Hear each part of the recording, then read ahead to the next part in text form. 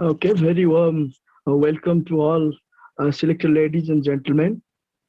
The world's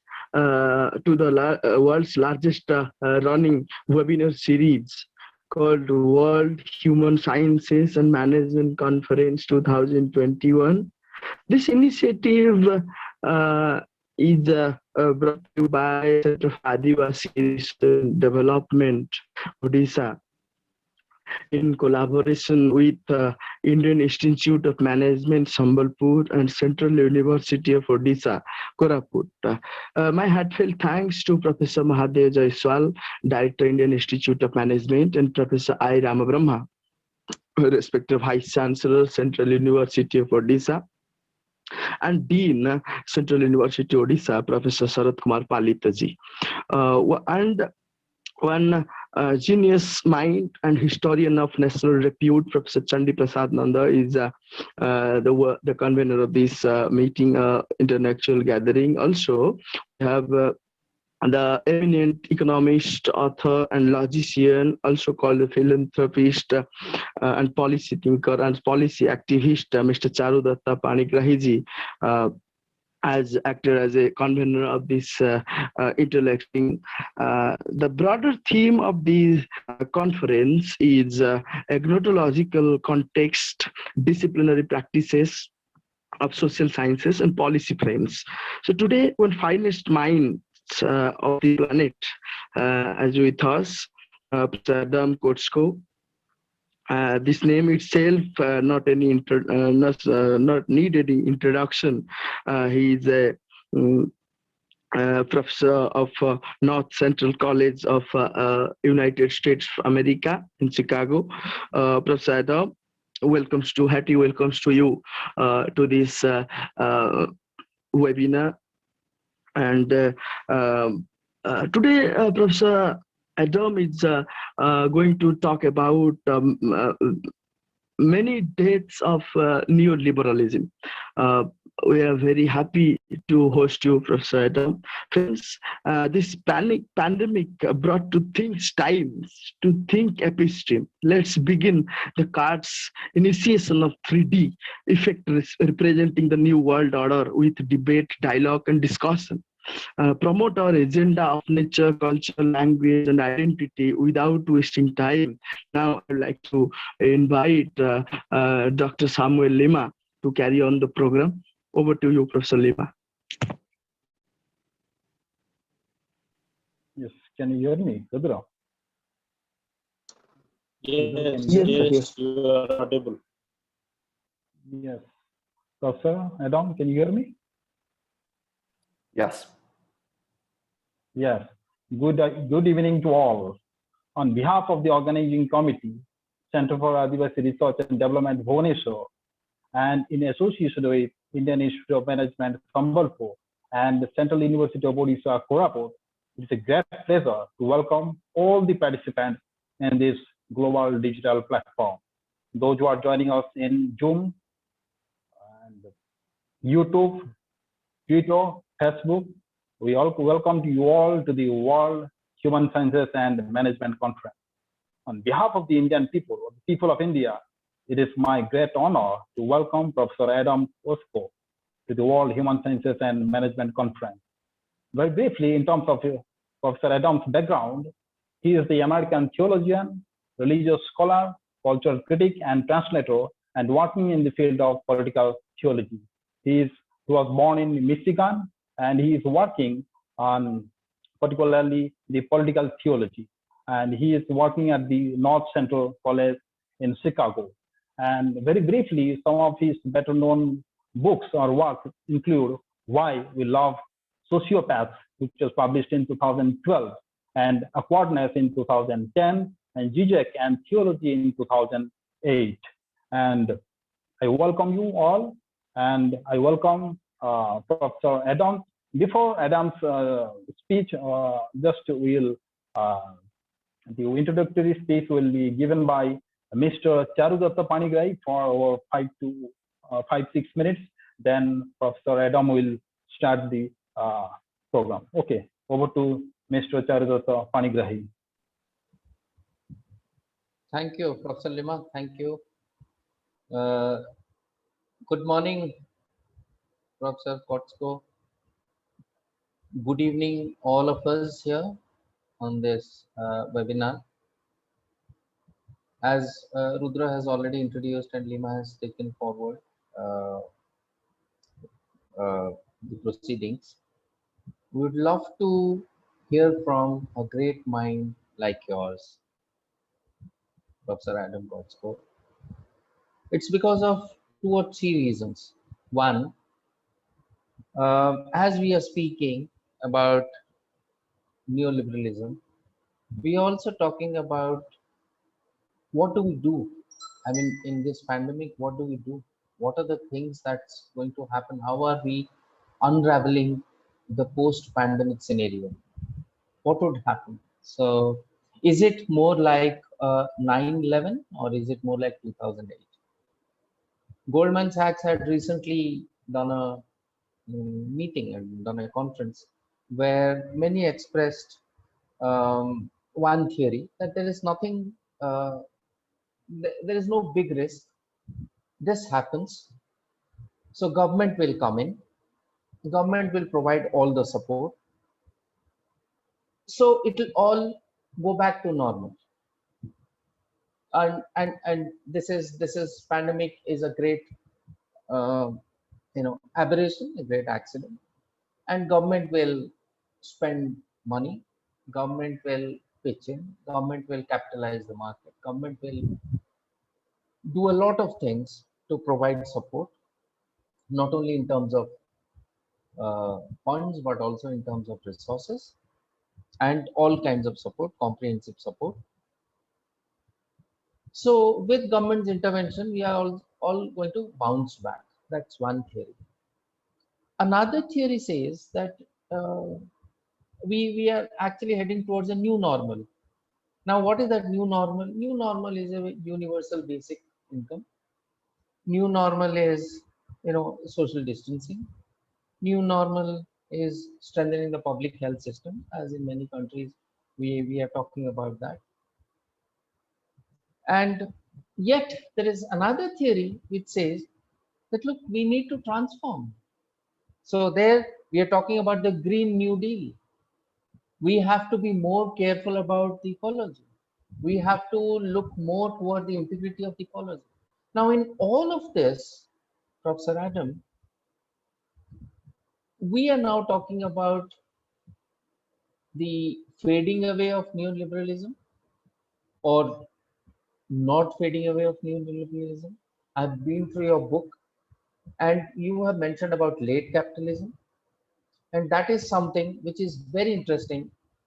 And I have been writing a lot about late capitalism, late capital, or late stage capital quite a lot in the recent months, because we see that pyramid racket, as they call it. So people there at the top who think that business or the private sector can go on doing what it is doing without any kind of change in the near future or even in the midterm future is going to change. It's actually going to change. They can't possibly be sitting there so comfortable, so convenient. So when we are talking about economies like India, like Brazil, like Australia, like many other countries, even some of the African countries, we are talking about a situation where many corporates, many companies would go to any extent to have their brand, to have their identity, to have their entity getting into the way of life of people. There's nothing wrong in that. As the consumerism grows, as we are all uh, open to the market and exposed to the market, there's nothing wrong in that.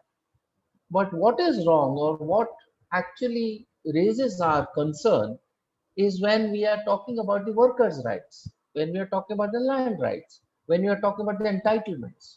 That's where comes the role of, or the thinking about the roles of the private sector, the government, the civil society.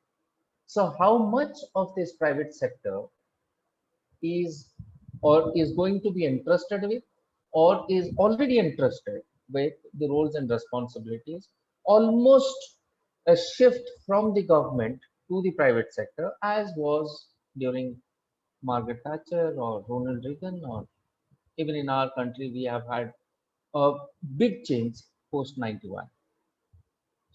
So as we are going through these changes, there's been a lot of changes, a cataclysmic change actually. As we've been going through all of this, here comes the pandemic. Now, after the pandemic, here comes different theories. So that's the context of the status of neoliberalism. Is this a status quo? Is this changing? Is the government going to play a major role? Is neoliberalism on its way out? Is this going to change? Has to change? Ought to change? So there are many angles, many theories, many thoughts on this, and we are so happy to have you amongst us today for this discussion and for this wonderful webinar being organized by CARD, and it's global in nature. We need not talk only about a particular state in India or even in India or regarding India. We need to talk about a global scenario which is I would say as contagious or as infectious as the viral itself. So whether it's the same global community that we are talking about, everybody affected by everyone, or whether we are talking about the segmented global community, we don't know. So as we are thinking about these things, myriad of thoughts, there are many theories, many people thinking about it. We would be happy to hear from you. What are your thoughts with reference to your wonderful book? We have gone through your book, and while we are saying this, I would leave the platform to you and say that postmodernism actually thought that we are all malleable. Are we actually all malleable? Are we actually changing? Are we so much subject to change that change itself has to stop sometime? Or are we continuously so much in change that we'll get breathless someday? Or are we getting out of this entire thing unsure, uncertain, or where are we today?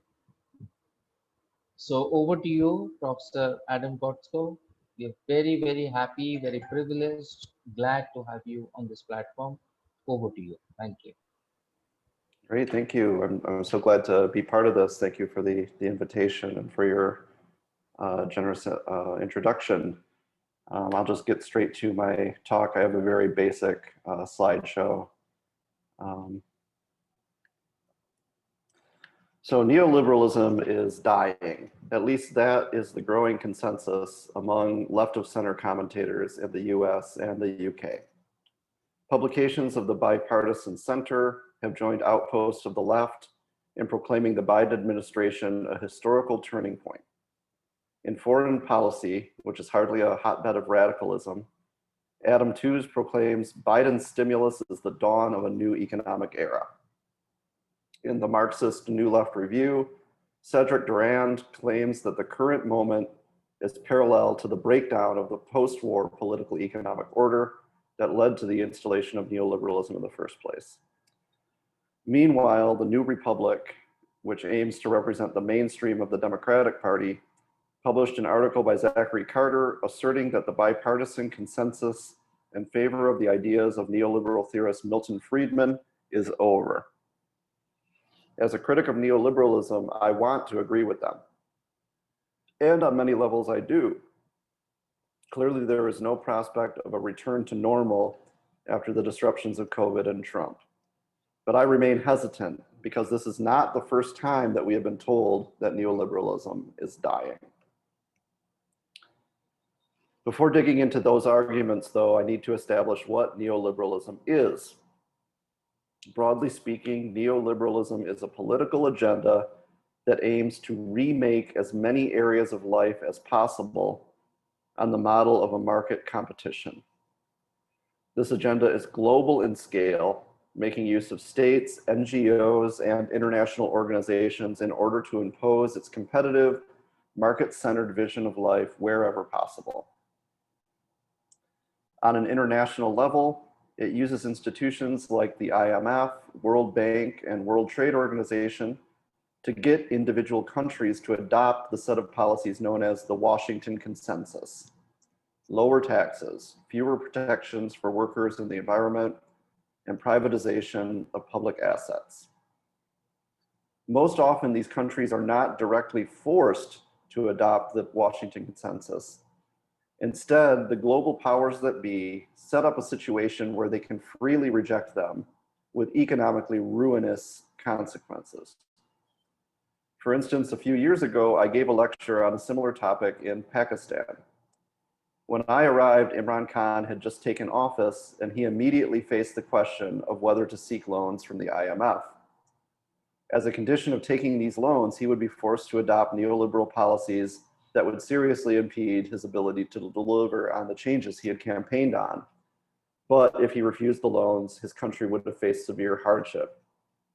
So he freely chose to take the loans and accept the IMF's terms, the 13th time a Pakistani leader had done so. In my view, the fact that this same solution had been tried so many times showed that it was unlikely to bring prosperity this time, but the alternative was worse. Neoliberalism imposes similar forced choices on the individual level as well. A key example is the phenomenon of micro-lending. Instead of empowering communities by providing the resources they need to thrive, micro-lending gives individuals the chance to become entrepreneurs. Obviously, if their business fails, the borrower is worse off than before. They still must pay off the loan that they freely decided to take on. Something similar happens in the US with student loans. Young people in the US are constantly told that the only way to escape poverty in adulthood is to go to university. And so they are often willing to do whatever it takes to get a degree, including taking out huge loans. And whether they get a good job or not, in fact, even whether they finish college or not, they still have to pay back those loans. After all, they freely chose to borrow the money. In my book, Neoliberalism's Demons, I argued that the true core of the neoliberal order isn't any particular policy like tax cuts or deregulation or privatization. Instead, the core is the forced choice. This is because neoliberalism, like any successful social order, is more than just a collection of laws and policies. In order to be convincing, it has to present itself as a moral order that reflects real moral values. Laws and policies and money and police officers are the source of any social order's power, but its moral values are the source of its legitimacy. In the case of neoliberalism, the key value is freedom.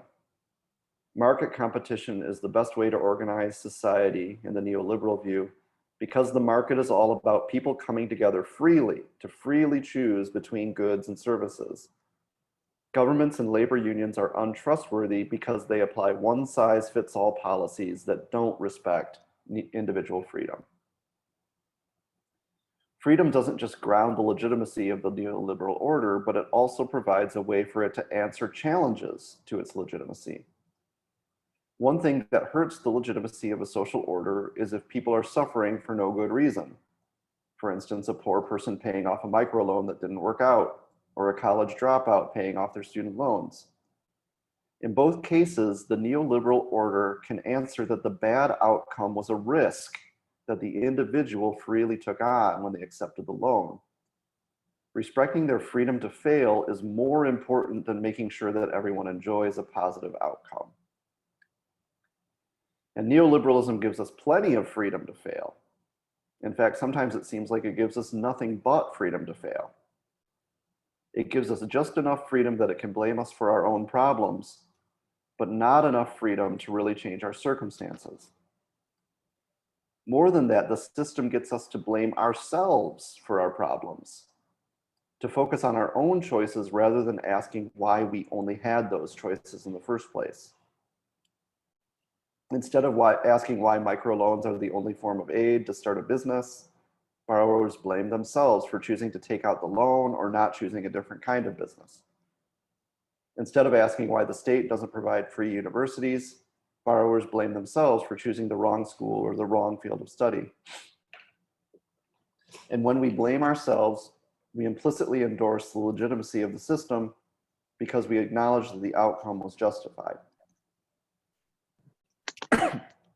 In some ways, the strategy is a strange one because it relies on guilt and shame rather than more positive emotions to support the system. But it's also a powerful strategy. Even those who are aware of the forced choice are susceptible to the trap of blaming themselves rather than the system. I include myself here, and I literally wrote an entire book about the forced choice. Neoliberalism digs its way into our emotions, into our self-image, in a way that is very difficult to dislodge. In Neoliberalism's Demons, I argue that one reason that the trap of the forced choice is so effective, at least in Western countries, is that it taps into some of the deepest cultural patterns from Christianity. In traditional Christianity, we have free will, but only on the condition that we choose rightly. Anything that we choose independently of God, anything that is truly free in the sense of not being determined by somebody else, is by definition a sin. This, of course, raises the question of why God would give us freedom that can only harm us. And the answer is that he needs sin in the universe so that he has something to redeem. It is much more glorious and impressive to pull good out of evil than for everything to go right in the first place. Thus, some Christian theologians suggest one of God's first acts was to make sure there was a rebellious and sinful element in his creation that he could overcome. According to Augustine, one of the most important Christian thinkers of all time, when God created the angels to be his spiritual helpers, he immediately commanded them to submit to him unconditionally. Those who hesitated were branded as demons and condemned with no possibility of forgiveness, so that God would always have evil foes to overcome. Drawing an analogy from this Christian myth to the neoliberal order, I see that some version of this process happens all the time. Countries that take IMF loans are forced to adopt policies that will keep them in an economically dependent position, meaning that they will fail and be forced to seek loans again. In the US, Black communities and other minority communities are patrolled and harassed more heavily by police, meaning that the police inevitably arrest and charge more of them with crimes. Since people who have been in prison can seldom find legitimate jobs, it forces more and more people into illegal pursuits to survive, which provides the justification for sending more police into those communities, repeating the cycle. In short, the neoliberal system doesn't only force us to choose the right thing. Often, perhaps even more of the time, it forces us to choose the wrong thing. The reason for this is that it needs a supply of scapegoats to blame for social problems. In recognition that the system is acting like God did when he trapped the fallen angels into acting as his foes, I call this dynamic of setting people up to fail demonization. Even though certain countries, groups, and individuals are more exposed to it than others, under neoliberalism, everyone is in danger of being demonized, of being presented with a forced choice in which we are forced to choose wrong. So now we know what neoliberalism is, in my view.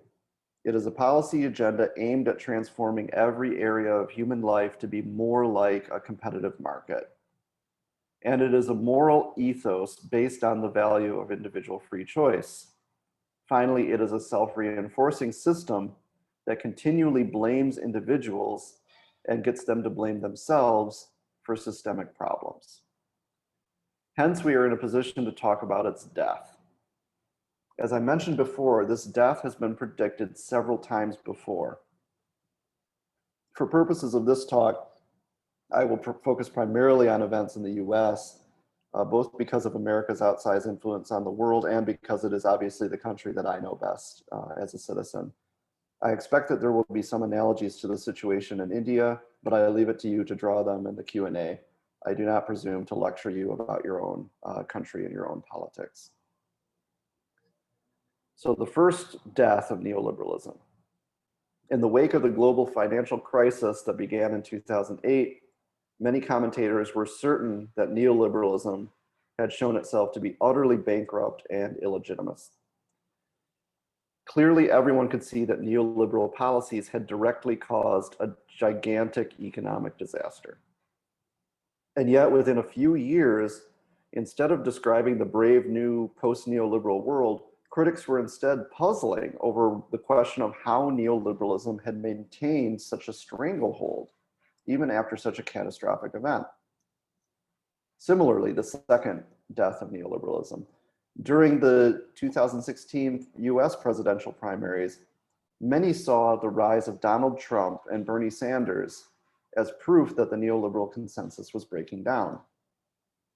Yet Hillary Clinton, who is the very embodiment of neoliberalism, won the Democratic primary and the popular vote, although she did not become president due to America's unjust and illegitimate electoral system.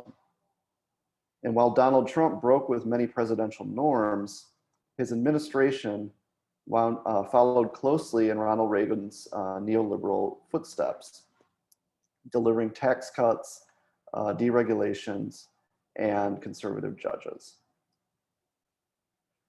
On the level of policy then, both of the previous deaths of neoliberalism turned out to reinforce the neoliberal order. If we ask how this could happen, we have to first recognize that it wasn't because the policies were successful or popular. Even the neoliberal IMF admits that the austerity policies adopted by Western countries made the economic downturn after the financial crisis worse. The bailouts of the big banks, though they were probably necessary on a practical level, were widely and rightly reviled by the public. People hated the bailouts. Trump's terrible popularity ratings plummeted to their lowest level when he imitated Ronald Reagan by cutting taxes for the rich. And opinion polls have increasingly showed that the American public wants to break with neoliberal policy by instituting a national health system, providing more monetary support to individuals and families, taking decisive action on climate change, and many other measures. Overall, neoliberalism as a policy agenda lacks popular legitimacy in the US. But as I have said, the true foundation of the neoliberal order isn't a list of policies, but rather the moral value of free choice, which allows neoliberalism to blame individuals for system-wide failures.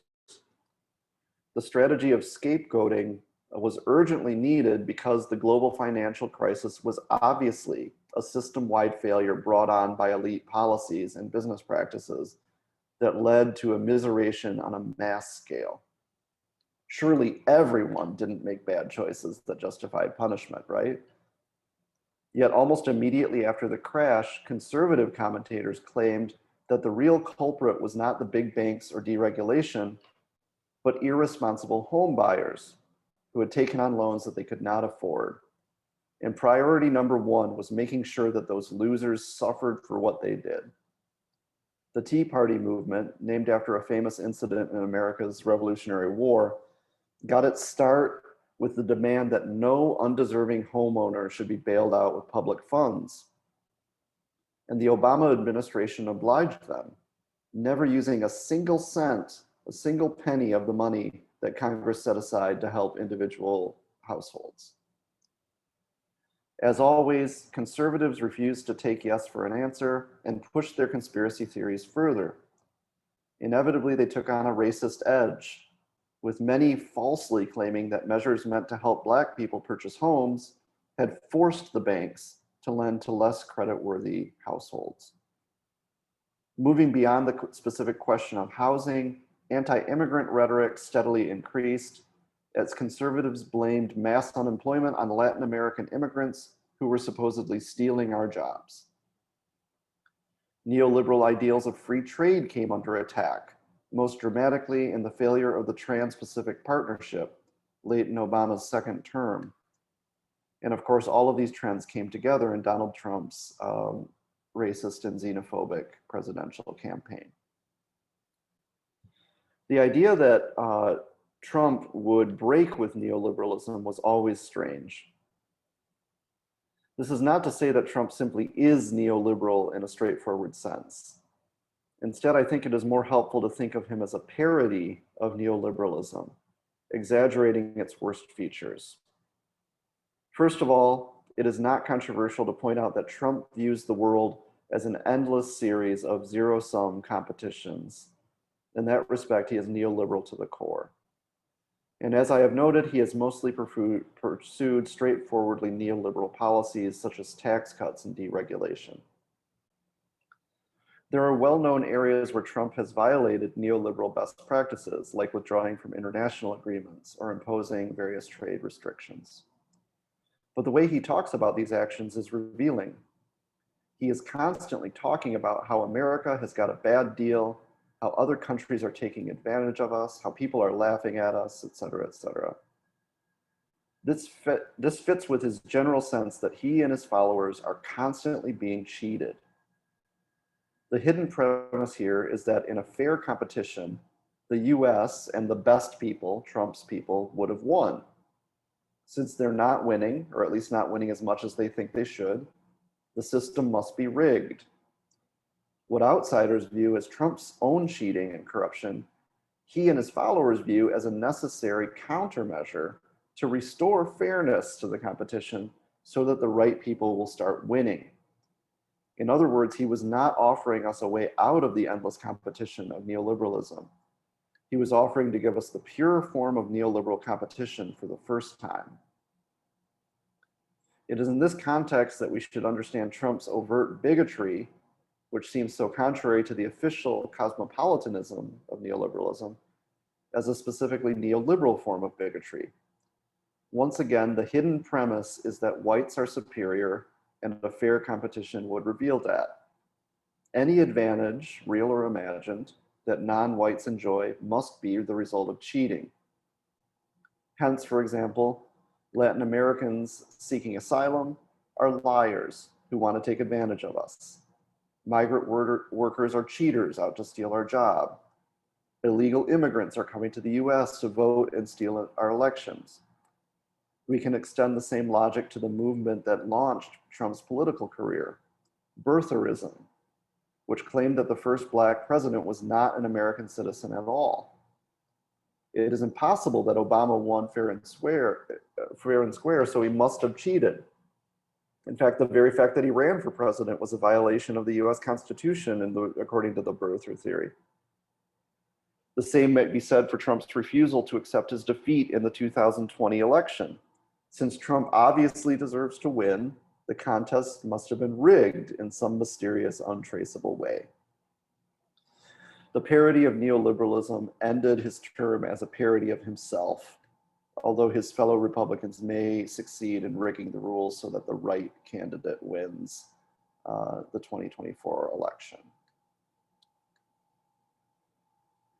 From Trump's perspective, the greatest injustice that he faced was the pandemic. How unfair that such a thing should show up just in time to ruin his presidency. His response was calloused, ignorant, boastful, nihilistic, classic Trump. Partly as a result of his erratic nature, and partly as a reflection of political divides among different regions in the US, the American response to the pandemic was wildly inconsistent and largely ineffective. Part of the problem was arguably the emphasis on personal choice that is so central to the neoliberal order. Hence, Trump emphasized that the CDC's recommendation that everyone wear masks was only a recommendation, one that he did not plan to follow, and that many of his supporters freely chose not to follow as well. With conflicting information and rules coming from government agencies, individual businesses, and news sources, Americans were largely left to decide the best way to respond to the pandemic on their own, a trend that has continued under Biden. Even the choice of whether to be vaccinated has been left up to the individual, with the predictable result that huge numbers of Americans are freely choosing to endanger their own health and that of their communities. Free choice, it seems, is more important than survival.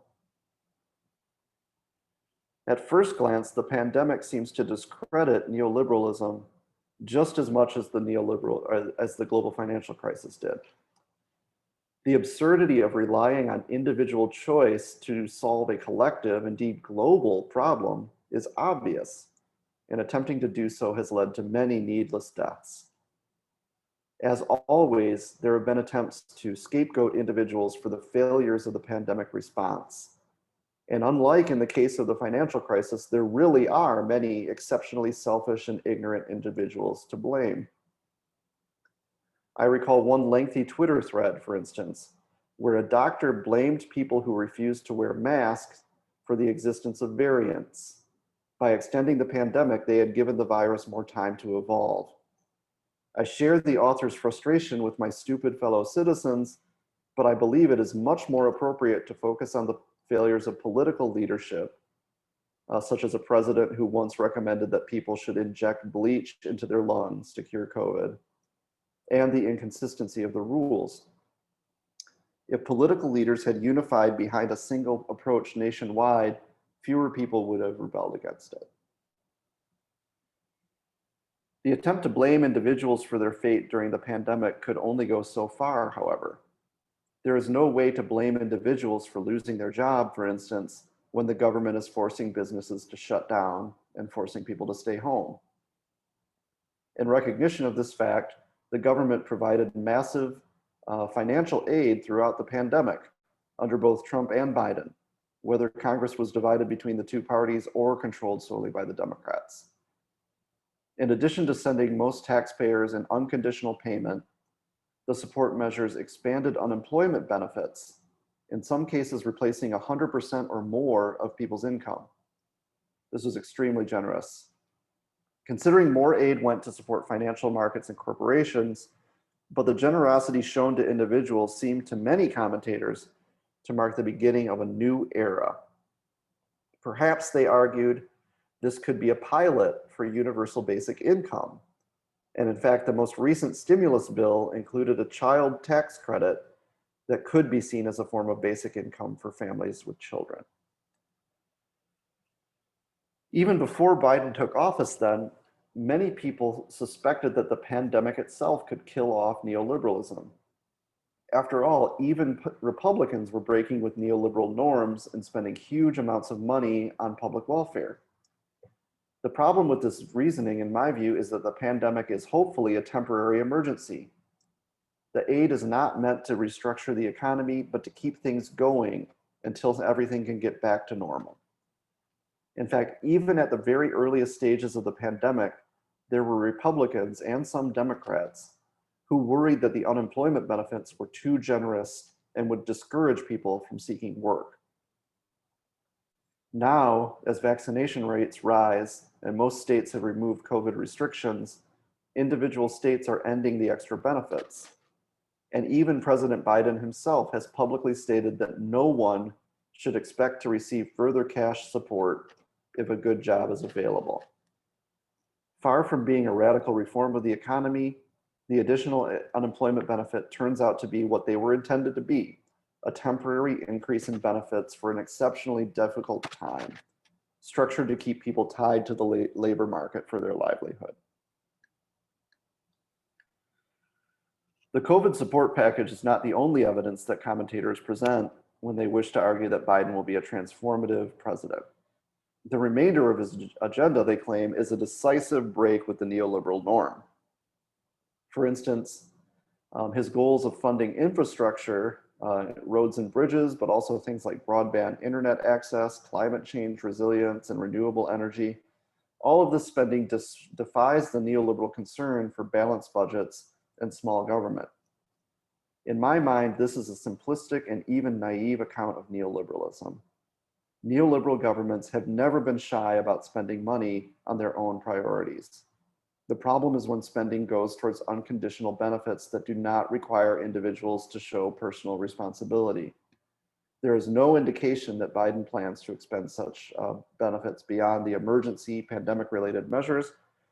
And in fact, he claimed that he would actually veto any legislation that would fund universal health care.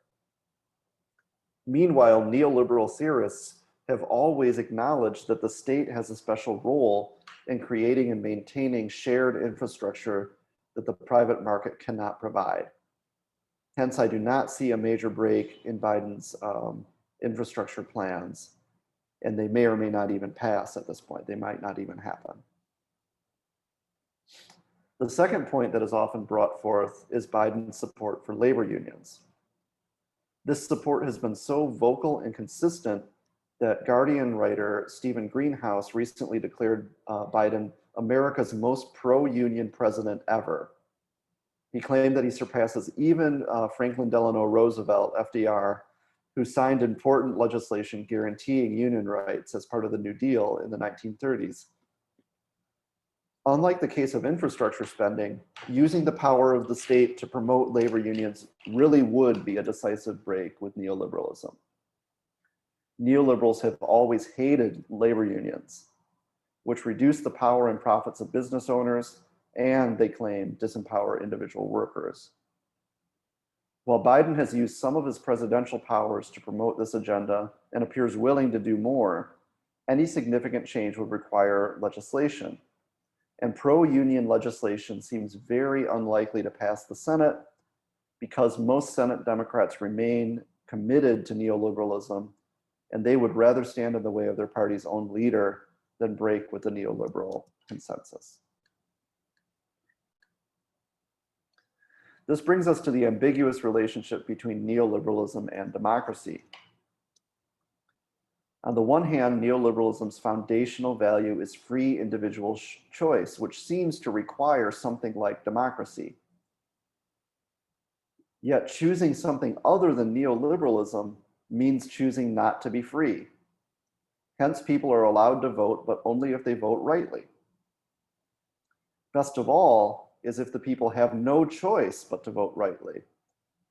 Hence, for most of the neoliberal era, both major US parties have embraced a broadly similar agenda. In the ultimate forced choice, you can't vote against neoliberalism in America. Many thought that the system had broken down when Trump became the Republican nominee, but Trump continued to pursue a neoliberal agenda. Bernie Sanders was a more genuine threat to the neoliberal order, and the Democratic leadership fought hard to keep him from becoming the party's nominee, even though he is by most measures one of the most popular politicians in America. Better to lose than to win with the wrong agenda. And now it seems that Democrats have decided it's better to go to the voters with no accomplishments at all rather than accomplish the wrong things. Overall then, Biden seems unlikely to break with the neoliberal consensus in any significant way. In the one area where he seems to sincerely want to break with it, supporting labor unions, his own party almost certainly will not allow him to do it. In fact, at this point, I would be surprised if Biden manages to pass any major legislation at all in the remainder of his term. The American political system is set up to favor the status quo, and the status quo is neoliberalism.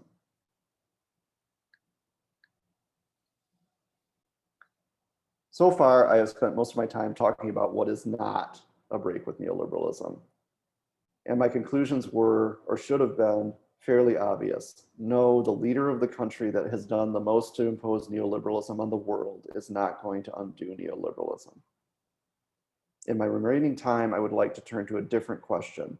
What would a genuine break with neoliberalism look like? I have already provided one answer.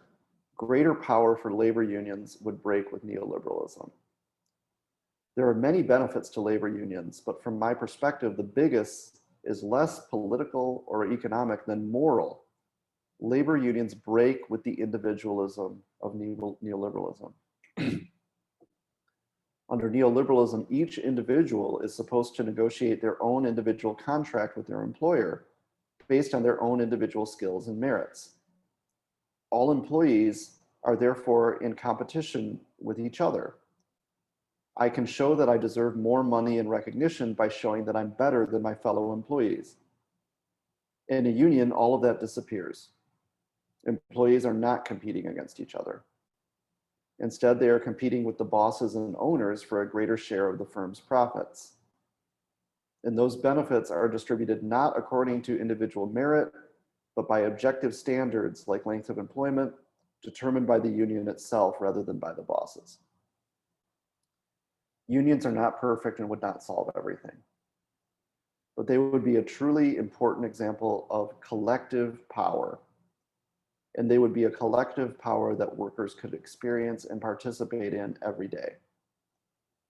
By contrast, neoliberalism seeks to divide us against each other, to make us compete against each other, to view each other as obstacles and even as enemies.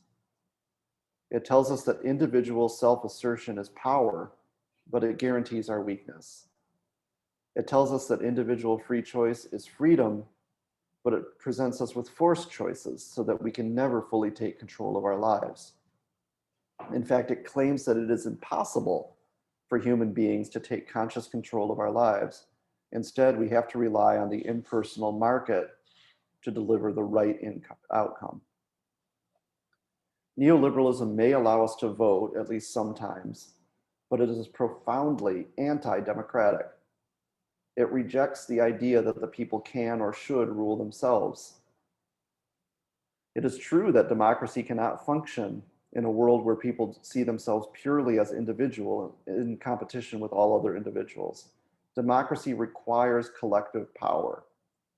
The only way humans can truly control their own destiny in a workplace, in a country, even across the globe, is by banding together to form collective forms of power, where the people can raise important issues, debate the proper approach, decide what to do, and then do it. Neoliberalism has convinced most Americans that this form of democracy is impossible and even frightening or scary. But much more scary is our fate if we let the market decide for us, because the market is already deciding in favor of rising temperatures, flooded cities, inescapable heat waves, and global famines. The invisible hand will kill us if we let it. The only way to save ourselves is to work together to do the things that need to be done. But first, we need to learn the habits of democracy. A unionized workplace is one of the best ways to learn those habits. Democratic organization and activism in our schools and communities can help as well. The powers that be are not going to solve our problems for us. Our problems are what make them powerful. Only we can solve them ourselves, but to do that, we need to become a real we, not just a bunch of I's that the neoliberalism has turned us into. So ultimately, the answer to the question of how we'll know when we are really breaking with neoliberalism is that we'll know it's happening when we are overcoming it together.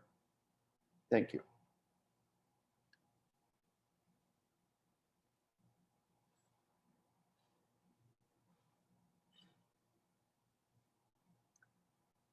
So should I answer the questions? Professor Asam, there are some questions in the chat box. You can reply them by reading these questions in the chat box. Okay. So it says, it is perhaps rightly predicted that artificial intelligence could erase many practical advantages of democracy and erode the ideals of liberty and equality as well. It will further concentrate power among a small elite if we don't take steps to stop it or think seriously on it. Do you have any idea to overcome such a crisis in liberal democracy?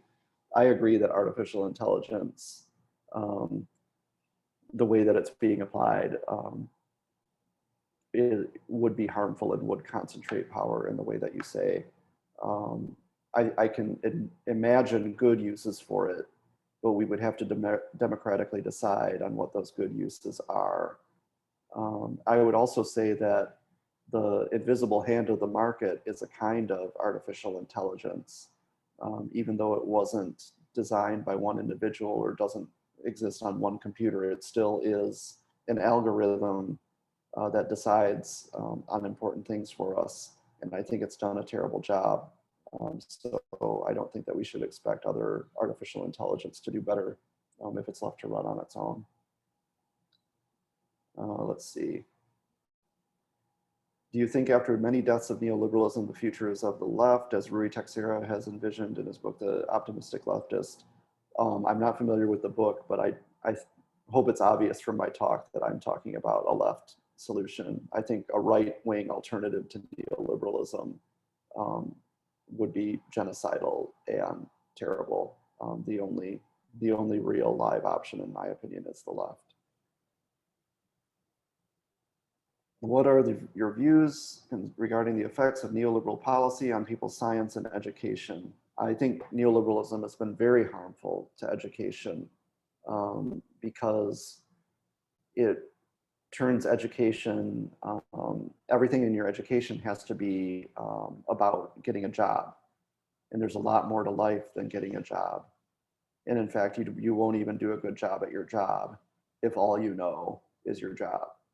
Education should be for all of life and for every aspect of life and for enjoying your life and getting the most out of it, not just about getting your job. And neoliberalism won't allow that to happen. And so I think it's been very harmful for education. Okay.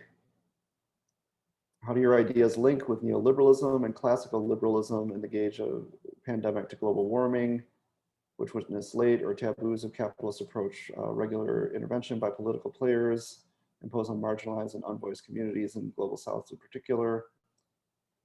What are Biden's stands overall in global context in third world country, would target regularly to destroy their culture, nature and ethics of identities by then in the name of economic progress and development as slogans? Yeah, I agree that that the development agenda, that the Washington consensus has been destructive economically and environmentally and culturally. The Western powers do not intend to allow other countries to catch up. They do not want the world to be equal and everybody to prosper. They want countries to be subordinate to them so that they can exploit their natural resources and exploit cheap labor. And the claim that they're wanting to help these other countries to get ahead is simply a lie. So you're right that we shouldn't trust those claims.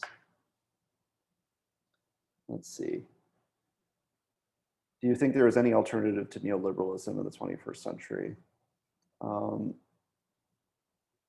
I don't know if there is a current political party or a current government that is doing something that could be scaled up to become an alternative to neoliberalism. But I think that the agenda of moving beyond the market, of a rationally, democratically planned economy, these kind of values that have traditionally been associated with communism are what we need to do, broadly speaking. We don't need to do them in the way that Stalin and Mao did them, obviously, but I think that we could do a better job in the present because we have those lessons from history. And we also have better computers and better ability to plan than they did back in the 50s and 60s. Okay, looks like this is the last question on the chat for now. Is neoliberalism an outcome of globalization or has it encouraged globalization? This is a weird question. Capitalism has always been global from the very beginning. Globalization started in 1492 and it's never stopped. But I think that the specific form of globalization that we see now is a product of neoliberalism. And it's been imposed on countries. Like all of these economic measures have been kind of imposed by the IMF and World Bank and other institutions in the way that I described in the talk. And really the only countries that have managed to get ahead and have managed to increase, rise in the ranks of developed countries have been ones that did not do what the neoliberals told them to do. China would be the biggest example. Are there other questions?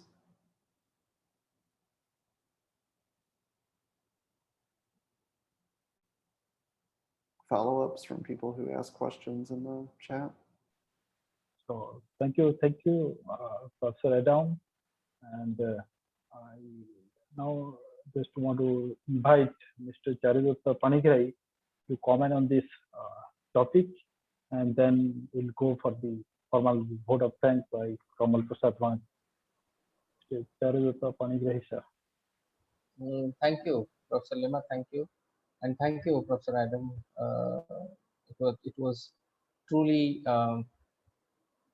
truly reflective of the present situation, and you were very candid. I must say, you were very candid to put forth your beliefs, and um, we all understand the situation and understand where you're coming from. And as we are talking about this neoliberalism and whether it's on its way out or whether something can be done about it, and what's our role in all of this, I think what you mentioned was very important when you mentioned the current thoughts, because we could, as a part of the civil society, etch out our roles and take this narrative forward, so that today we are probably 30 or 40 people in this webinar, but we in turn could take this to 400 people, 500 people, so they understand where we are and what's the current thinking in large leading economies, uh, like the US particularly, and also China, and where we stand after the pandemic in dealing with the situation and thinking of better ways of, as you have said that very emphatically, better ways of bringing in social, economic, as well as environmental integrity, as well as environmental justice, equity, and balance. And it's all easier said than done, because a lot of our systems have been thrown off gear because of the pandemic, and we need to kind of re-stabilize ourselves, if I may use the word, and see how we could contribute to making things better. So, mm, when business, and particularly in a country like India, the private sector or the businesses are in the upswing. I mean, we have opened our markets, and consumerism is on the rise, and we have multinationals coming in, and Indian multinationals going out, and we have something called Make in India now. So a lot of emphasis is given to infrastructure growth in India, and a lot of emphasis is given to Make in India initiative. So the small and medium enterprises uh, are playing, or would be playing, even a bigger role now. And there comes the workers' rights. There comes uh, the the narrative of how we take neoliberalism essentially to the point where we would ideally like them to contribute to our socioeconomic well-being, to our growth. So as we are going towards the sustainable development goals, and as we are struggling through the pandemic, even today we are struggling through the pandemic, knowing the large number of our people to be vaccinated here in India, we are still going through the pandemic. And God forbid, we don't think that there will be a third wave or a fourth wave or whatever number you give it. There won't be any further wave or waves, and we need to be careful about this. So it's a very different scenario. It's a completely different scenario now, and that actually defies any kind of past studies or past projections or trend analysis, because you know that we all know that. I mean, this is completely derailed. If I again may use this word, derailed our economy, derailed our lives, and derailed our thinking. So you're addressing all of us, you're sharing these thoughts, has been very helpful and will be very helpful in the future also. This is very futuristic. What you mentioned was very futuristic, and many of the participants here in this webinar are young people, students, young professionals, and they want to venture out in their life. Some of them are on the verge of breaking into their careers. Some of them are in mid-career situation. And what you said is going to impact all of us, our families. How do we take this narrative, as I mentioned earlier, to the larger groups? And that's the purpose of all of us arranging for this kind of a global summit, a global meet. That's the whole idea. In different meetings we have experts, brilliant minds like you, who come in and give us their thoughts. I mean, give all of us their thoughts, and this helps us to proliferate not only the platform but also to expand the horizon of our thinking. And if we think as a think tank, we would assist, we would help and handhold others to even impact their implementations. Many of us are from the civil society who implement direct programs at the communities, who influence policies of employment, of education, of health. So what you just said has direct impact on our socio-economic development. And this doesn't mean to demean in any way or underplay the role of ecology and environment, because in India, as you know, both the sides, the Bay of Bengal and the Arabian Sea, the Indian Ocean, and both the sides, the water is heating up. The waves are getting bigger and bigger, higher and higher. So both the coasts are constantly battered almost every year. And that again brings us back to the planning table. I mean, where do we start from? And that creates intergenerational issues sometimes. That creates migration issues. So our youth leave their places in search of better employment and self-employment opportunities in bigger cities. So the cities are now getting crowded, and cities have their own limits.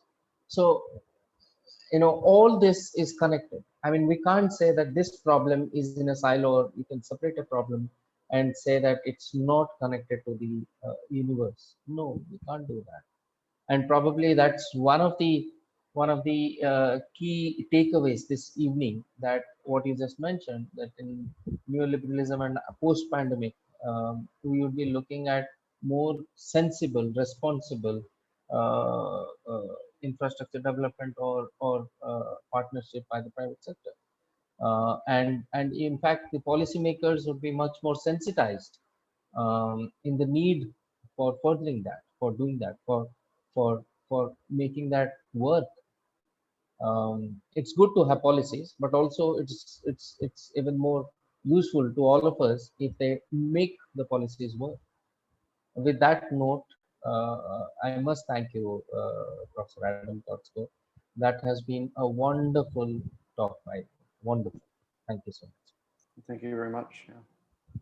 Thank you, Professor Lima. And we are really proud of what CARD is doing.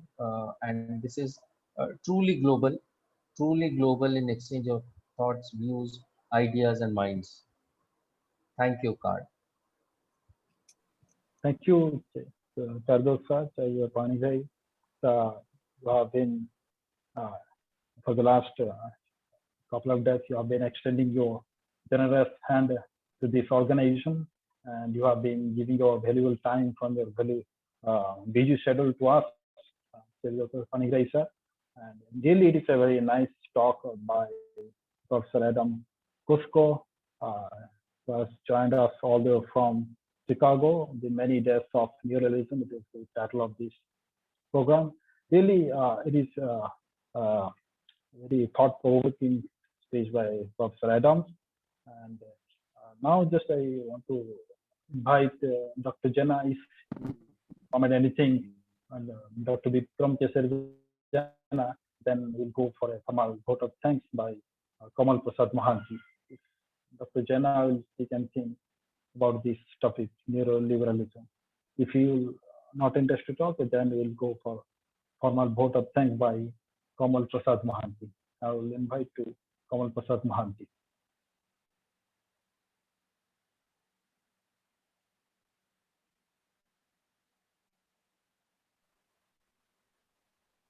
Kamal, Thank you, Dr. Lima.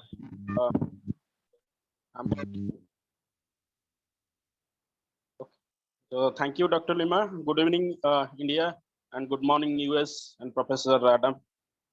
Thank you, all of you present here in this virtual platform. Really, I'm privileged to take this golden opportunity to thank each of us present in this virtual platform. At the outset, I would like to convey my sincere thanks and gratitude to Professor Adam for your kind presence and thought-provoking talk. On behalf of Center of Adivasi Research Development Odisha and IIM Sambalpur and Central University Odisha, I again convey my sincere thanks to you, sir. Now I would also like to thank Professor Mahadev Jaiswal, Honorable Director, IIM Sambalpur, and Professor I. Ramabrahman, Honorable Vice Chancellor, Central University Odisha, for their kind support and guidance to conduct this dialogue smoothly. My heartfelt thanks to Professor Chandi Prasad Nanda sir and Professor Charudata Panigrahi for their continuous support and guidance to make this program more meaningful. I would also like to thank Dr. Vikram Kesari Janna, respected Director, Center for Adivasi Research and Development, CARD Odisha, for his initiative to arrange this program from local to global. I would also like to thank all the key persons, Dr. Samuel Lima, Subham Das, Dhanasyan Giri, Rudranarayan Das, Chinmay Sahu, for their continuous support behind the scene. And lastly, I would like to convey my thanks to all academic policymakers, stakeholders, research scholars, students, and print and electronic media friends for your kind presence and participation. Without you, we cannot make this program more lively and vibrant. So thank you all, and have a nice day.